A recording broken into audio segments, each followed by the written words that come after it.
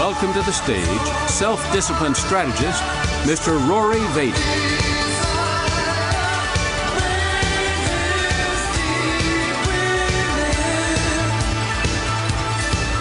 The average employee wastes about 2.09 hours each day. Sort of socializing with coworkers, maybe checking Facebook, running personal errands, making personal phone calls. Now, what's interesting is that the average employee in the U.S. across, all different industries, the average employee makes $39,795 per year, which is $19.13 an hour, which means that procrastination costs employers $10,396 per year per employee. As it turns out, procrastination is one of the most expensive invisible costs to our businesses. But it's not just to our businesses, it's also to our personal lives. The reason why procrastination is dangerous is because we often don't appropriately account for just how negative it is.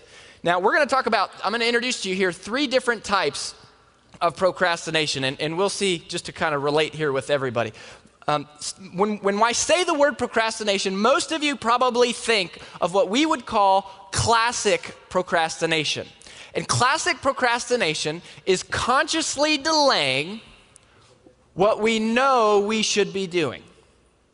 So it's consciously delaying what we know we should be doing. And some of you would probably raise your hand. In fact, how many of you would raise your hand and say, yep, I am a classic procrastinator? Okay, very good. How many of you would raise your hand and say, no, that's not really me. I don't really struggle with procrastination all that much? Okay. How many of you never raise your hand in public no matter what? Okay, just want to include everybody here today. So this is classic procrastination, and we find that most people struggle with this in at least one area of their life. So you might be great at the office, right? You're Mr. or Mrs. Productive every day when it comes to working, but when it comes to paying your bills at home, it's like they'll pile up. Or maybe you're on top of your finances, but it's really, really hard to get yourself to go to the gym.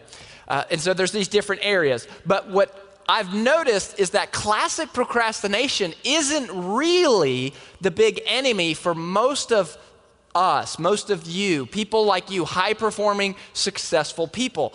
No, there is a much more prevalent type of procrastination, and it's dangerous because it's not as well known. And I first noticed this in myself and have since coined this term, which I just think is accurately captures many people. And these 2 words you might relate to. It's what I like to call creative avoidance. And creative avoidance is even more dangerous because it's unconscious. It's unconsciously filling the day with menial work or trivial work. So it's like we can be working really fast, we can be busy, we can be moving a lot of things, but at the end of the day, really, as it turns out, we were just busy being busy. And it seems like with the speed of life, so many of us would say, I sometimes feel like I am busy just being busy.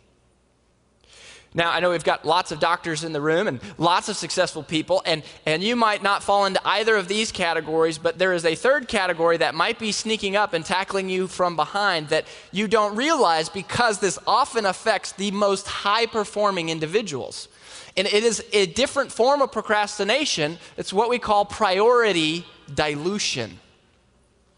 And it affects high-performing people because they can be working hard, they can be very intentional, but what they're doing is we allow our attention to shift to less important tasks. In other words, we get distracted. Another way of thinking about this is if you sit in front of your email and you have 100 emails, most of us just start at the top and start working down.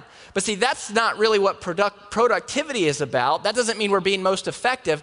Actually, that means we're being victim to whoever is latest and loudest. And so priority dilution starts to set in.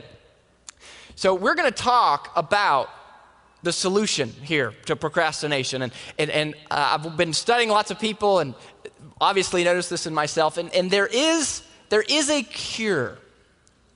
There's a remedy, I should say. There is a solution. There's something.